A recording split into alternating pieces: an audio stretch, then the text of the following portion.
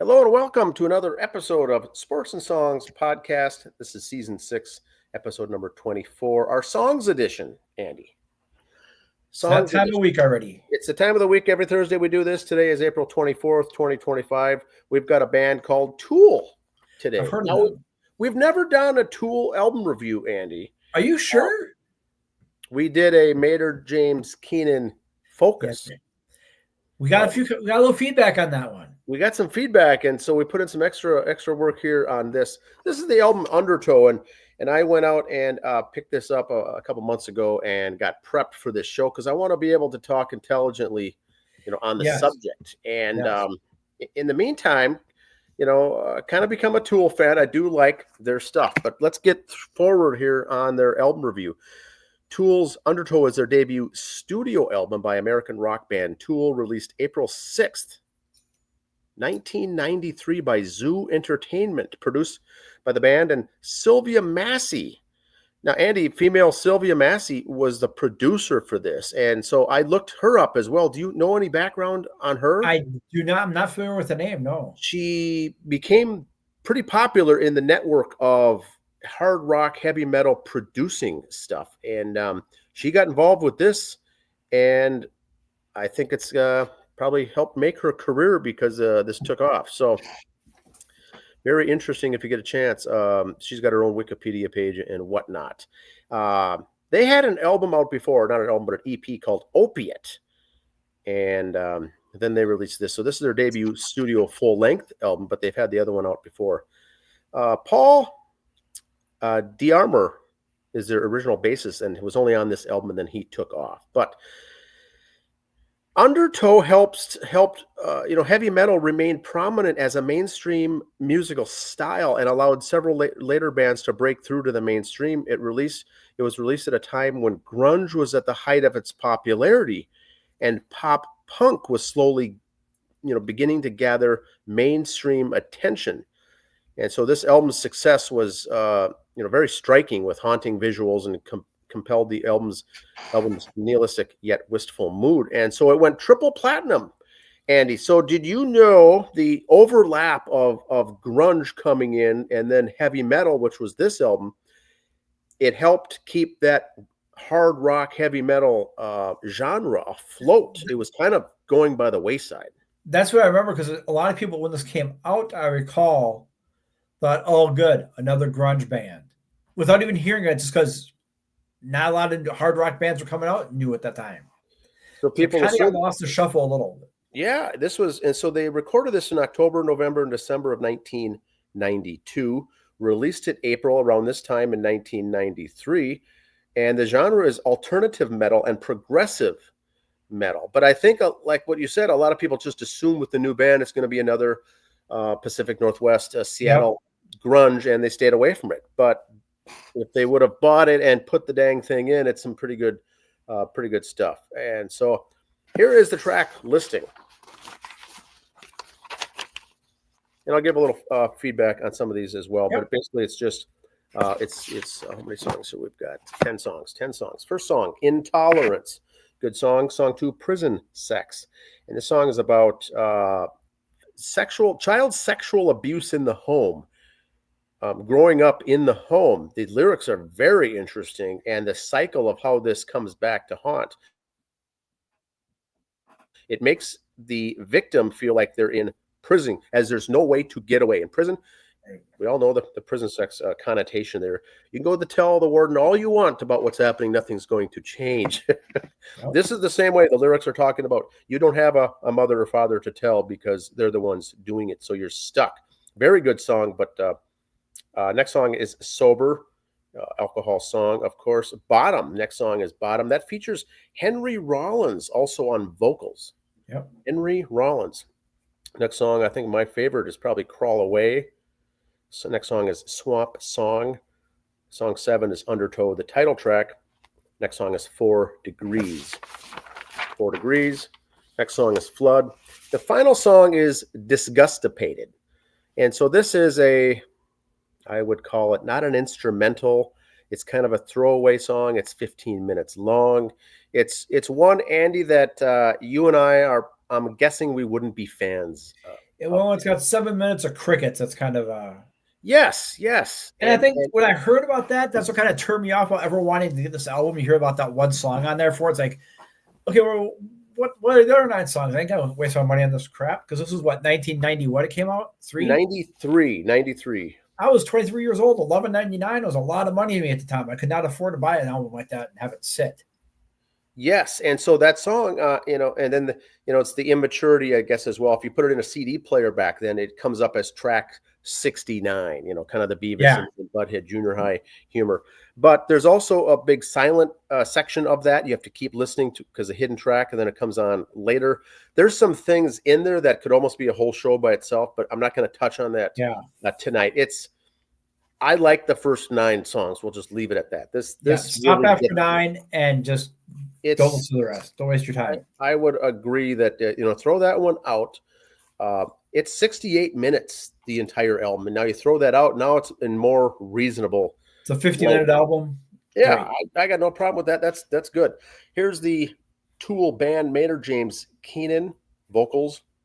And to understand, I think most of the lyrics here, you do have to go back to your college psychology courses. Lots of very in-depth stuff, and I've grown to like it.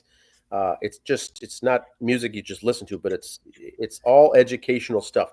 The band name Tool is because they're giving this out to people as a tool to help them in life. All these songs are about ways to get through things in your life. Adam Jones on guitar. Now, Adam Jones did a lot of the artwork covers. You see the album cover there with the Yep. rib cage on the back um, is a pig. I didn't bring that photo in, but that big, huge pig. That was his pet pig, Mo. Oh, His pet pig, Mo, made the back album cover with a bunch of forks underneath it, like they're ready to eat them.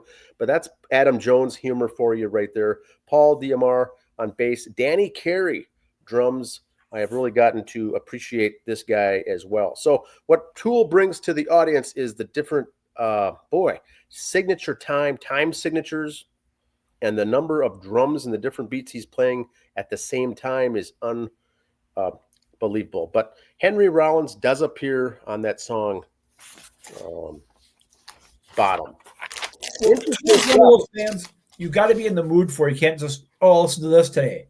You You got to have kind of be in the to. mood for them. It's what I would call like a homework assignment. You get to sit down for a couple hours and listen to it, and then maybe listen to each song once or twice or 3 times, and have the lyrics sheet in front of you because it's touching on some very heavy things. Now, the one thing I thought would be interesting that you might like here, Andy. Yeah, Adam Jones' pig Mo appears on the back cover amid an array of forks standing on end.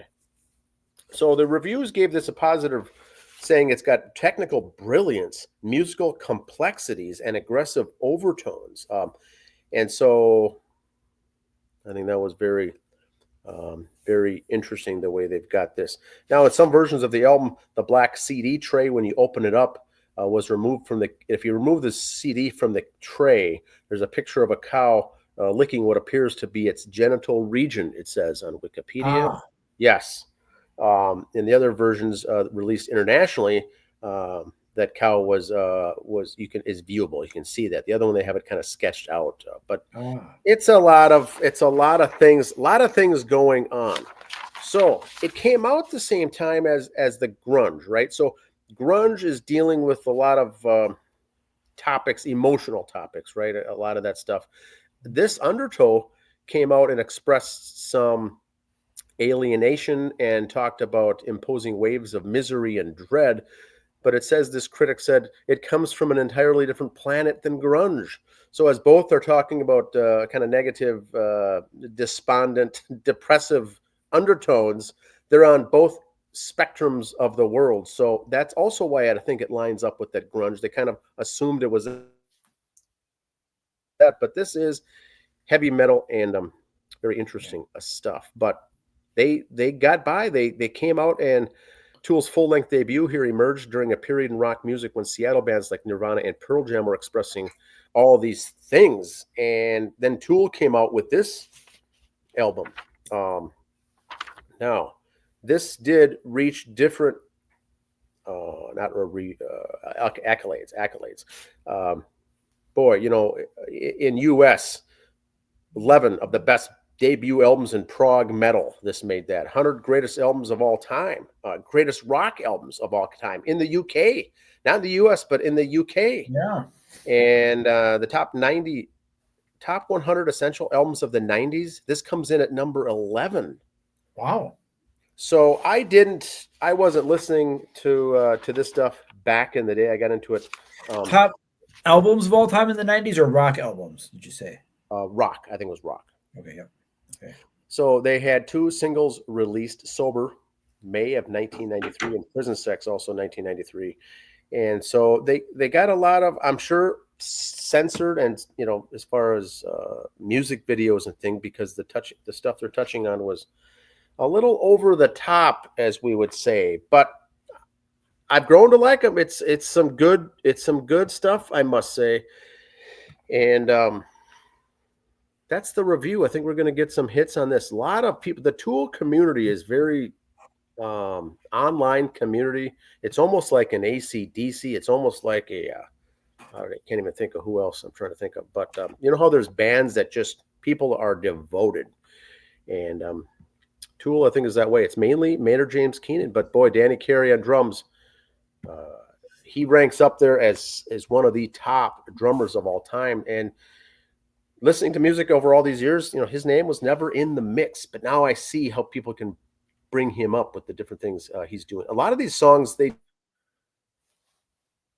lay in the drum part first, and then they work around him. He's the one leading the beat on all these different things, all these different timings. It's an interesting thing, but it's not, like you said, pop it in on a quick drive into town or a cruise, booze cruise. It's thinking music kind of stuff. So that's it. That's what I've got. Any more? Is this something? This is now past your brother. Your older brother was not. Yes, this would not be in his wheelhouse at all. No. Okay. No. But we are seeing a touch of these Tool tribute bands coming out, and it is one of those. Regardless of the song, if you can pull off doing these tribute covers, you've got to be pretty good. This is some tough stuff to pull off. So that's it for today. Just to repeat, kind of what we're doing now, this is week 2 of it, where the concerts, the birthdays, the new album releases.